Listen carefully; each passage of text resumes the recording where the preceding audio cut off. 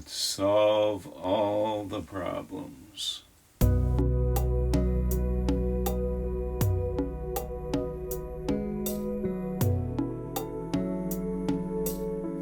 All right, friends.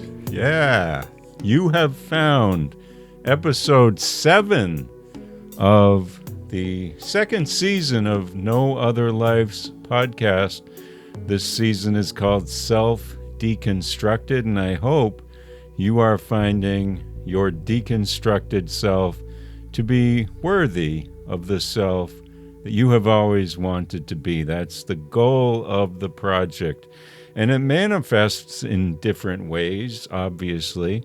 We're talking here about these big philosophies of life whose main goal, honestly, is to make sure that we know ourselves.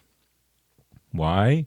Well, the more we know ourselves, the better we can help others, and the better society can run. That's a lofty goal. But I'm going to tell you today exactly how I think we can get there. You might want to head over to rickseaholm.com for more information on all this stuff, to link to the other podcast of this project called Upstaged. But for the time being today, with so much in the world going on, I think it's time to really hit the loftiest of questions. Why are you here? Why are you here? Why am I here? Why are we all here? Effectively, what is the meaning of life for the human population? I figured it out. So stay tuned. Make sure your battery is charged because you don't want to miss this reveal. It's really pretty easy when you think about what it is that is going on with society, with civilization. And part of it comes from ancient Greece, where there was a proverb that I have thought about constantly ever since I first heard it. And because those ancient Greeks were pretty smart about philosophy and all that stuff, I've always thought, well, this is probably the inroad to figuring out that evocative meaning of life. What do you think of this here, friends? The Greek dude said that a society is indicated by a place where someone plants a tree whose shade they will never sit under. Society is when someone plants a tree whose shade they will never sit under. That means someone puts a seed in the ground, dies, and someone else takes the benefit of it. And there's a lot to be said there. It can feel intimidating as we're just trying to live our own day-to-day life, for sure. But it can also be very helpful for us. There's an old folk song that comes to mind that talks about priming the pump. And it's a story about a guy that goes out in the desert and he finds a water well, and there's a bucket full of water right there. So he doesn't even need to do the work to fill up the bucket and then just to get the drink. But I guess there was a little plaque there that says what the purpose of the bucket is, and it has something to do with priming the pump. You need to use this initial water to stimulate the ability, I guess, to fill up the bucket more. I've never been in this situation, but that concept of priming the pump has meant a lot to me over the years, in spite of not fully understanding it, because it really speaks to this same Greek proverb. The idea of helping someone who may not even be here right now, whether that is temporally, like they are out in the ether until they're born years from now and you're helping them with that tree, or they're proximally distant from you. They're somewhere out there, passing out from heat exhaustion. You're on your way. They find this oasis, this well, and then they also are able to drink. So both of those concepts are very much the same. And you'll notice that the Greek proverb doesn't say anything about looking out for your family or even creating family. We tend to think that society is all about making people. But we don't need to take that on ourselves, because there are people that are already made or soon to be. And like I said last time, they're the people on the bus.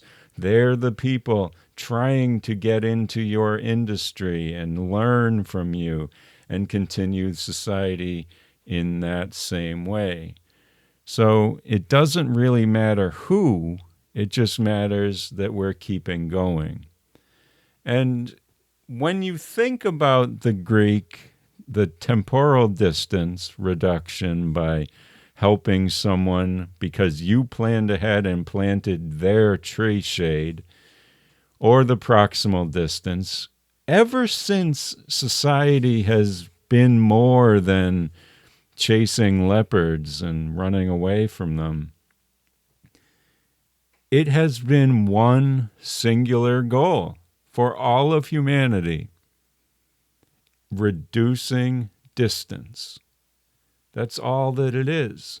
Everything that we do is, as a society, is about reducing distance or reducing the friction that causes a disability toward improved communication. If you think about it, for millennia, the big thing was, well, we've got to stay together, because if any of us goes off and explores, they're never coming back. Either they're going to meet a grisly end out there, or they're just going to wander off and start some other civilization, and regardless, we're never going to see them again. So once that age of exploration came into our minds and we're saying, well, it looks as though way over there's some more land, or I think I can see water.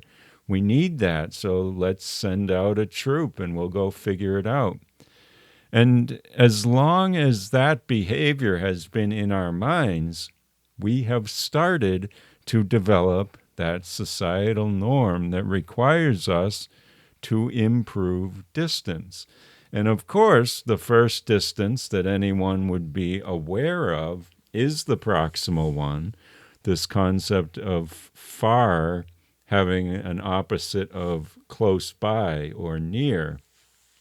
And it turned out the way that you improve that distance in its most original state is not by making the world more compact, like literally scrunching it up. It's instead by reducing the temporal distance through travel. And so we began as a civilization to create modes of transport that would take us across water and eventually into the air, and all sorts of roads and things with wheels, so that we could get there quicker, thereby shortening a distance and creating the illusion that the proximal distance was reduced, but it wasn't. And so as that began to change, or we began to live into that, we realized that certain elements were acceptable by proxy. So if I don't want to go all the way to the next village to check on a parent who needed some soup made for them, well, there are some things we could do. We can make friends with other people who can fill that void, the whole it takes a village concept. But if it's not soup the physical thing that they need, but you just need a conversation. Well, that's why we came about with letters that we don't have to deliver. We pay someone to bring the letter. And then eventually, we have made our way to, say, video chat, which is kind of like everything in a nutshell, but it made its way through Pony Express and mail and freight and trains and air travel, all of these things, and then leading to broadcast. I mean, the chronology here is not sound. I'm just naming them all. And broadcasts started out as a very expensive solution that almost nobody could, fund on their own. So that one-to-many world began. And, of course, podcasts is a descendant of the NBC radio of the early 20th century. But it's kind of the same. And all that we've done in any of these cases is reduced the friction that is caused by extreme levels of distance. That's all that there is to it. And to be perfectly honest, that's all there is to any of this. So if that is the purpose of society, starting with a Greek guy who just wished that someone behind him, I guess, had planted a tree. So what does he do? He pays it forward, plants the tree for the next generation or beyond. He couldn't reduce freight travel, air travel. He couldn't invent a telephone, but he did his part, and society responded. So what do we do? As an extension of society at large, there's something that we can do. Well, you got two options. Are you an inventor? Do I have any innovators out in the crowd? If so, you're already working on this. You're coming up with ways to reduce friction between distances. That's what you're doing. I guarantee it. In some way, that's what you're doing. If, on the other hand, you are not such an innovator, you have one option. Just one. Reduce friction amongst those whom you hold dear. That's it. How do you do it? Well, you have to be open. If you're open, if you're authentic, true to yourself, fully aware of yourself, so that you are open to other people who are struggling and in a different part of their self-discovery, you're doing it correct. If you are open in that way, and by the way, friends, these are all synonyms: open, authentic, real, true to yourself, all the same thing. If you are doing that, and I know that you are because you are here, you've made it through 7 episodes now, and a series that came before talking to you about new beginnings and change in the people around you, you are doing it yourselves. Learning about each and every one of us is important, and we will get there. But learning about yourself is that germinal stimulus that invented society. Learning about yourself is where it begins. So get out there, sit under some shade tree, and ponder the universe all you want. But ponder yourself first. You gotta run or walk before you run. You gotta take the plank out of your eye. All these proverbs of the modern age, they're all pretty important. So take care of yourself, because you have no other life.